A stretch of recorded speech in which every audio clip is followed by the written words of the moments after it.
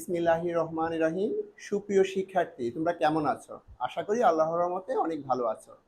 সংখ্যা পদ্ধতি অধ্যায়ের চতুর্থ লেকচারে তোমাদেরকে স্বাগত জানাচ্ছি। আজকের লেকচারে জটিল সংখ্যার কিছু গুরুত্বপূর্ণ ম্যাথ সলভ করার চেষ্টা করব। খেয়াল করো, প্রথম ম্যাথটা হচ্ছে সরল করো 3+2i/5 - 3i।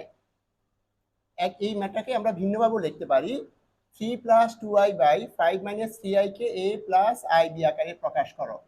তাহলে খেয়াল করে, এই কোশ্চেনটা অ্যাকাউন্টিং 2015 এবং মার্কেটিং 2019 সালে পরীক্ষা এসেছে। কোশ্চেনটা যেভাবেই আসুক না কেন, আনসার একই হবে। আমরা একটু খেয়াল করি, সমাধান করবো। এখন দেখো, 3+2i/5 - 3i, এটা হলো একটা ভগ্নাংশ। ভগ্নাংশের উপরের অংশ হচ্ছে লব, নিচের অংশ হলো হর। যেমন আমি একটা ভগ্নাংশ লেখার চেষ্টা করি, 3/4, এটা একটা ভগ্নাংশ। এই ভগ্নাংশের উপরের অংশ হচ্ছে কি, লব, এবং নিচের অংশ হচ্ছে হর। তাহলে এটাও একটা ভগ্নাংশ। এই ভগ্নাংশের উপরের অংশ হচ্ছে লব, নিচের অংশ হচ্ছে হর। এবং এই লবটা কি সংখ্যা? জটিল সংখ্যা। এই হর কি সংখ্যা? এটাও জটিল সংখ্যা।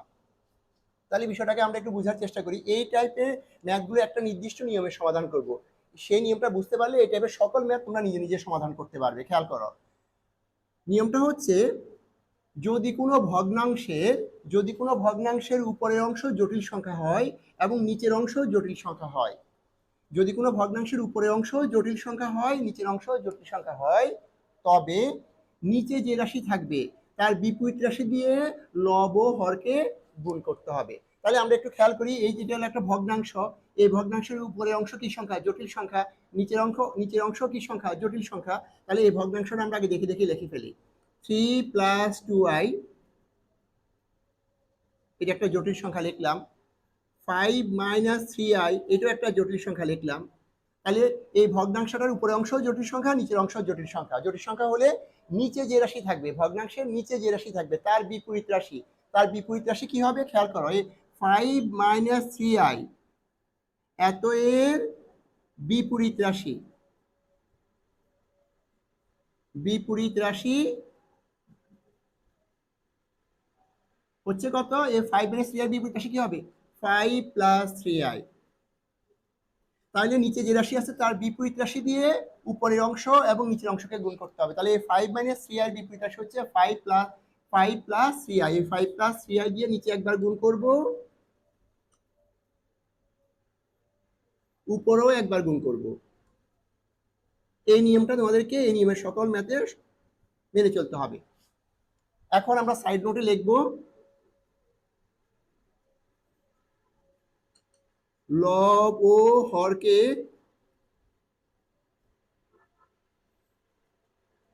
5 - 3i দ্বারা গুণ।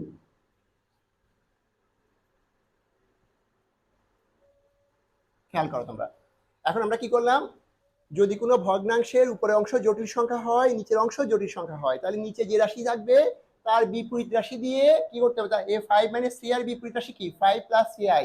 বিপরীত রাশি দিয়ে ওই ভগ্নাংশের উপরের অংশকেও গুণ করতে হবে, নিচের অংশকেও গুণ করতে হবে। এখন খেয়াল করো, 5 - 3i এর বিপরীত রাশি হচ্ছে 5 + 3i। এই বিপরীত রাশি বলা যে কথা, অনুবন্ধী জটিল সংখ্যা বলাও একই কথা। তাহলে আমরা এটা বলতে পারি কি, অনুবন্ধী বা কনজুগেট।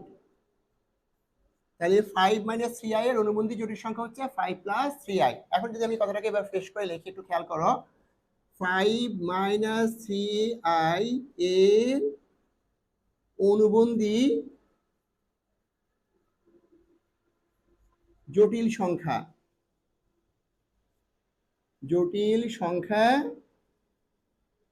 বা বিপরীত রাশি যাই বলো, জটিল সংখ্যা কি হবে? 5 + 3i। তাহলে তোমরা খেয়াল করো, যখনই অনুবন্ধী বলবো বা বিপরীত জটিল সংখ্যা বলবো, তখন কি হলো? এই অবাস্তব অংশের চিহ্নের পরিবর্তন হয়। অবাস্তব অংশ কি? 3i। এই 3i এর সামনে, এই অবাস্তব অংশের সামনে যদি মাইনাস চিহ্ন থাকে সেটা প্লাস হয়ে যাবে। যদি এখানে প্লাস চিহ্ন থাকতো তাহলে এখানে মাইনাস হয়ে যেত। কিন্তু বাস্তব সংখ্যা যেটা আছে 5, বাস্তব সংখ্যার সামনের কোনো চিহ্নের কোনো পরিবর্তন হবে না। তাহলে আশা করি অনুবন্ধী বিষয়টা তোমরা বুঝতে পারলে। আর অনুবন্ধী বিষয়ে, অনুবন্ধী জটিল সংখ্যা এবং জটিল সংখ্যা বিষয়ে তোমাদের কারো যদি কোনো প্রশ্ন থাকে বা বুঝতে অসুবিধা হয়, তাহলে আমার তৃতীয় লেকচারটা তোমরা একটু দেখে নিও। তৃতীয় লেকচারে খুব সুন্দরভাবে জটিল সংখ্যা এবং অনুবন্ধী জটিল সংখ্যা বুঝিয়ে দেওয়া হয়েছে। এরপরে খেয়াল করো তোমরা, আমরা এই নিয়মটা খেয়াল করলাম। এরপরে আমরা দেখি, এখন খেয়াল করো নিচের অংশে আমরা একটু দেখি এখানে কি কাজ করা হচ্ছে। সেখানে হচ্ছে এই অংশটা এখানে একটা সূত্রের মতো হয়ে যাচ্ছে, a plus B into a minus B. আমি যদি এই অংশকে a মনে করি, এই অংশকে b মনে করি, তাহলে a কি হিসেবে কাকে ধরলাম? 5কে। b হিসেবে ধরলাম 3i কে। এখানেও এই অংশকে b মনে করলাম, এই অংশকে a মনে করলাম, এই অংশকে b মনে করলাম। তাহলে একটা সূত্র হয়ে যাচ্ছে কি দেখো, a plus B into a minus B. আমাদের সুবিধার জন্য আমরা কি করলাম, a 5কে a ধরে নিলাম। আমি ধরে নিলাম a সমান 5, আমি ধরে নিলাম b সমান 3i। তাহলে কি হলো, a সমান যদি 5 হয়, b সমান যদি 3i হয়, তাহলে এখানেও তো a সমান 5, b সমান 3i হবে। তাহলে কি হলো, আমাদের সুবিধার জন্য আমরা এই কথা তোমাদেরকে বোঝানোর জন্য বললাম। এখন একটা সূত্র হয়ে যাচ্ছে, ছোটবেলায় আমরা একটা সূত্র পড়ছিলাম, a square minus B square equal, আমরা কি পড়ছিলাম, a plus B into a minus B. তোমরা নবম দশম শ্রেণীতে এই সূত্রটা পড়ে আসছো সবাই। a square minus B square equal a plus B into a minus B. আমরা কি করলাম, আমাদের সুবিধার জন্য আমরা a 5কে a ধরে নিলাম, 3i কে b ধরে নিলাম। 5 সমান a, 3i সমান b ধরে নিলাম, এবং এই 5কে a ধরলাম, 3i কে b ধরলাম। তাহলে কি হয়ে গেল, এখানে একটা সূত্র হয়ে যায়, a plus B into a minus B. এই সূত্র এখানে অ্যাপ্লাই করব। তাহলে এখানে কি হচ্ছে, এই কথা তোমাদেরকে বোঝানোর জন্য লিখছি, এই কথা পরীক্ষায় লিখতে হবে না। a plus B into a minus B equal কি হচ্ছে, a square minus B square. তাহলে আমি এটা মুছে ফেলতেছি এখন,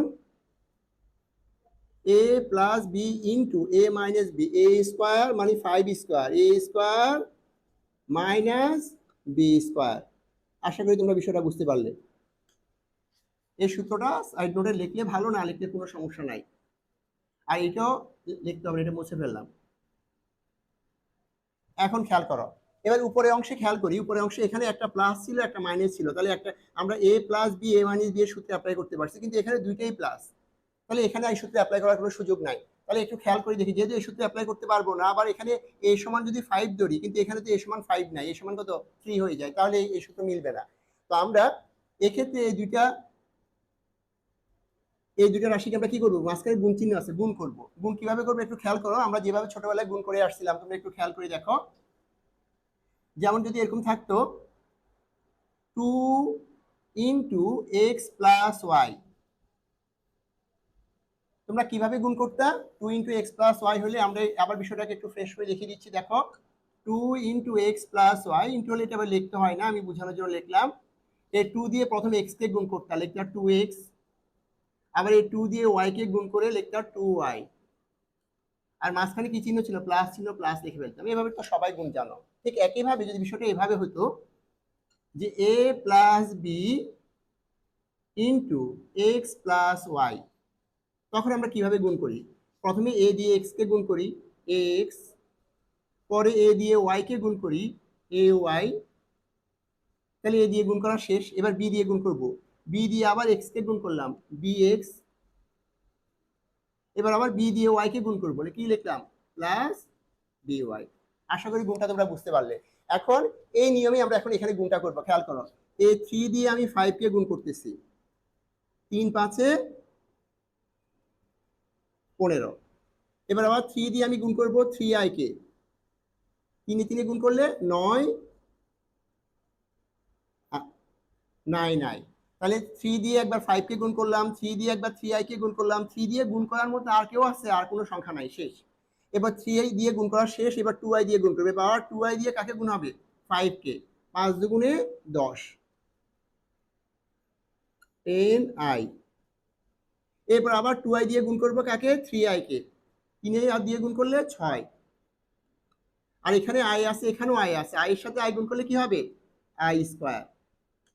এখন এই গুণটা তোমরা আবার একটু খেয়াল করো, এই যে আমি 3 দিয়ে গুণ করতেছি, আবার দেখো 3 দিয়ে আমি প্রথমে 5 কে গুণ করলাম, 3 আর 5 গুণ করলে হচ্ছে 15, আবার এই 3 দিয়ে আবার 3i কে গুণ করতেছি, 3 এর সাথে 3 গুণ করলে হচ্ছে 9, 3 ইন্টু 3 9, আর পাশের i বসে গেল এরপরে 3 দিয়ে সবাইকে গুণ করা শেষ, এবার 2 দিয়ে গুণ করতেছি। 2 দিয়ে আমি 5 কে গুণ করলাম, 5 আর 2 এ গুণ করলে 10, আর পাশে i ছিল, i বসে গেল। এরপরে 2i দিয়ে আবার কাকে গুণ করতেছি, 3i কে গুণ করতেছি। 3 আর 2 গুণ করলে 6, i এর সাথে i গুণ হলে কি হচ্ছে, i স্কয়ার। আশা করি গুণটা বুঝতে পারলে। আর না বুঝলে এই গুণটা যদি বুঝো তাহলে এই গুণটা অবশ্যই তুমি বুঝতে পারলে। এই গুণে আমি কি করছি, প্রথমে a দিয়ে x কে গুণ করলাম ax, a দিয়ে y কে গুণ করলাম ay, a দিয়ে গুণ করার মতো আর কোনো পদ আছে নাই। এরপরে b দিয়ে x কে গুণ করলাম bx, এবার b দিয়ে y কে গুণ করলাম, কি লিখলাম, by। তোমরা আশা করি সবাই এই গুণটা বুঝতে পারলে। এই গুণটা বুঝলে এই গুণটা তোমাদের কাছে খুবই সহজ মনে হবে। এরপরে খেয়াল করি, আমরা পরের লাইনে আসি।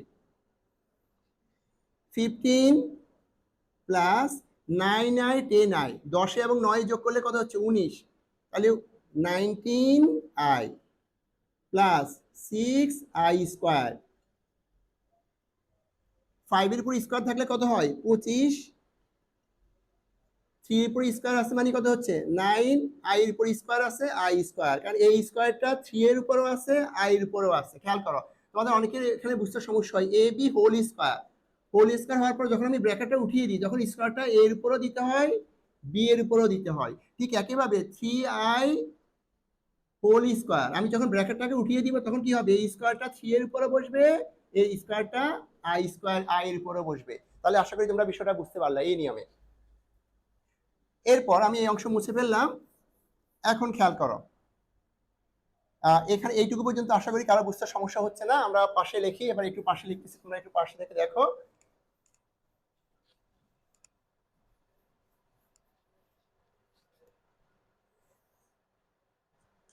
এখন দেখো তোমরা এখানে কি আছে, 15 plus 19i plus 6i square by 25 minus 9i square. এখন খেয়াল করো, এই লাইন পর্যন্ত তোমাদের বুঝতে কারো সমস্যা হওয়ার কথা না। এখানে 6i স্কয়ার, i স্কয়ারের মান আমাদের জানা আছে। আমরা কি জানি, i স্কয়ারের মান হচ্ছে -1। i স্কয়ারের মান কিভাবে -1 বের হয়, এটা আমি দ্বিতীয় লেকচারে খুব সুন্দরভাবে তোমাদেরকে বুঝিয়ে দিয়েছি। তোমাদের কারো যদি বুঝতে অসুবিধা হয় i স্কয়ার মান কিভাবে -1 বের হয়, তোমরা আমার দ্বিতীয় লেকচারটা একটু দেখে নিও, তাহলে ইনশাআল্লাহ i স্কয়ার মান কিভাবে -1 বের হলো এটা খুব সুন্দরভাবে তুমি বুঝতে পারবা। এখন এখানে খেয়াল করো, আমি এখন লিখবো এই লাইনে, পরবর্তী লাইন যেভাবে লিখবো, 15 প্লাস 19i প্লাস এই অংশটি রেখে রেখে লিখবো, 15 প্লাস 19i প্লাস 6 দেওয়া আছে, 6ও লিখবো। শুধুমাত্র এই i স্কয়ারের পরিবর্তে আমি কি লিখলাম, -1 লিখলাম। নিচের অংশ একইভাবে 25 লিখবো, 25 মাইনাস 9i স্কয়ারের পরিবর্তে লিখবো -1। এখানে সাইড নোট অবশ্যই দিয়ে দিবা, যেহেতু i স্কয়ার সমান -1। এরপর তাহলে এই লাইনের পরবর্তী অংশ আমরা এখান থেকে শুরু হবে। আমরা এখানে অ্যারো চিহ্ন দিয়ে দিলাম তোমাদের বোঝার সুবিধার জন্য। এই লাইনের পরবর্তী লাইন এভাবে শুরু হবে, এখান থেকে শুরু হবে। এরপরে অংশ খেয়াল করো, 15 প্লাস 99, এখানে প্লাস মানে যে কি হয়ে যাচ্ছে, মাইনাস, 6 একে 6, 25, আর এখানে মাইনাসে মাইনাসে গুণ করলে কি হয়ে যাচ্ছে, প্লাস, 9 একে 9। তাহলে 25-এর সাথে 9 যোগ করলে কত হচ্ছে, 25-এর সাথে 9 যোগ করলে হচ্ছে আমার 34। 15 থেকে 6 বাদ দিলাম, 15 থেকে 6 বিয়োগ হলে হচ্ছে 9 প্লাস 19i। দেখো এইটুকুর মধ্যে কারো কোনো সমস্যা হয় কিনা, আশা করি তোমাদের কারো বুঝতে অসুবিধা হওয়ার কথা না। এই ম্যাথের ক্যালকুলেশন এখানেই প্রায় শেষ। যেহেতু প্রশ্নে বলা হচ্ছে a প্লাস আই বি আকারে প্রকাশ করো, তাহলে আমরা এই অংশকে আমরা ক্যালকুলেশন করে যে রেজাল্টটা পেলাম সেই রেজাল্টটাকে আমরা কি করব, a প্লাস আই বি আকারে প্রকাশ করব। কিভাবে প্রকাশ করতে পারি খেয়াল করো, এখানে একটা ভগ্নাংশ আছে, এই ভগ্নাংশের উপরের অংশ লব, নিচের অংশ হর। তাহলে একটা ভগ্নাংশ থেকে এখন আমি দুইটা ভগ্নাংশ তৈরি করব। কিভাবে দেখো, 9/34 প্লাস 19i/34, এইভাবে লেখা যে কথা, এটাকে ভেঙে দুইটা ভগ্নাংশ আকারে লেখা, একই কথা। এবার এই অংশটা তুমি ক্যালকুলেশন করো, করলে ঘুরে ফিরে দেখবে তুমি একই লাইনে আবার পেয়ে গেল। এখন খেয়াল করো এটা কিভাবে আসছে, এখান থেকে যদি আমরা বোঝার চেষ্টা করি, এখানে দেখো আমি একটা ভগ্নাংশ লিখলাম x প্লাস y/2। এই অংশকে ইচ্ছে করলে আমি ভেঙে লিখতে পারি x/2 প্লাস y/2। 2। তাহলে একটা ভগ্নাংশ থেকে কয়টা ভগ্নাংশ গেল? দুইটা ভগ্নাংশ। আবার এই অংশটা তুমি ক্যালকুলেশন করো, এই অংশের মধ্যে লসাগু নাও, ক্যালকুলেশন করো, ঘুরে ফিরে দেখবে আবার প্রথম লাইনে ঘুরে ফিরে পাবে। এই লাইনকে ক্যালকুলেশন করলে আবার প্রথম লাইনে পাওয়া যাবে। তাহলে এভাবে ঠিক এই লাইনকে যদি তুমি ক্যালকুলেশন করো, ক্যালকুলেশন করলে দেখবে ঘুরে ফিরে আবার কি লাইন পাবা, প্রথম লাইনে ফিরে আসবা। তাহলে আমরা দেখলাম উপরের লাইন লেখা আর নিচের লাইন লেখা একই কথা। এরপরে খেয়াল করো, কোশ্চেনে যেহেতু বলা হচ্ছে a প্লাস আইবি, আইটা বি এর আগে দেওয়া হয়েছে, তাহলে যেহেতু প্রশ্ন বলা হচ্ছে a প্লাস আইবি, এই জন্য আমরা আইটাকে সামনে নিয়ে আসবো। কিভাবে একটু দেখো, 9/34 প্লাস আই ইন্টু 19/34, এই যে উপরে আই ছিল তাকে সামনে নিয়ে আসলাম। এখন কি হলো, এই অংশকে আমি মনে করলাম এ, এই অংশকে মনে করলাম বি, এটা তো আই আছে, তাহলে কি হলো এ প্লাস আই বি আকার। এখন খেয়াল করো, এই 19 আই লেখা যে কথা, আই ইন্টু 19 লেখা একই কথা। কিভাবে? আই এর নিচে মনে মনে একটা 1 আছে, সে 1 দিয়ে 34 কে গুণ করলে, 1 দিয়ে 34 কে গুণ করলে 34 এ হয়, এর আই দিয়ে 19 কে গুণ করলে 19 আই এ হয়। তাহলে আমরা দেখলাম এই লাইন লেখা আর উপর লাইন লেখা একই কথা। তাহলে আমরা নিচে লিখতে পারি যা এ প্লাস আই বি আকার। এবার শেষে ছোট করে একটা আনসার লিখে দিতে পারো। এই ম্যাথের ক্যালকুলেশন এখানে শেষ। আশা করি তোমরা এই ম্যাথটা সুন্দরভাবে বুঝতে পেরেছো। যদি কারো বুঝতে অসুবিধা হয়, এই ভিডিওটা পুনরায় আবার প্রথম থেকে দেখো, ইনশাল্লাহ তোমরা খুব ভালোভাবে এই বিষয়টা বুঝতে পারবে। আজকের ক্লাসে যে ম্যাথটা আমি তোমাদেরকে সুন্দরভাবে বুঝিয়ে দিয়েছি, হুবহু একই নিয়মের ম্যাথ এখন একটা তোমাদেরকে হোমওয়ার্ক দিচ্ছি, তোমরা একটু চেষ্টা করলে অতি সহজে ম্যাথটা সমাধান করতে পারবে। হোমওয়ার্কটা একটু খেয়াল করো, দেখো, সরল করো 9 - 7i বাই 2 - 3i। এই ম্যাথটা মার্কেটিং 2018 ন্যাশনাল ইউনিভার্সিটি 2016 সালে পরীক্ষা এসেছে। এই যে ম্যাথটা আমি সলভ করতে দিলাম, এই ম্যাথটা আর আমি ক্লাসে যে ম্যাথটা সমাধান করে দিলাম হুবহু একই। খেয়াল করো, 3 + 2i 5 - 3i, আর এখানে আছে 9 - 7i 2 - 3i। তোমরা যদি এই ম্যাথের মতো করে হুবহু একই নিয়মে সমাধান করো, তাহলে এই ম্যাথটার আনসার পাবে তুমি,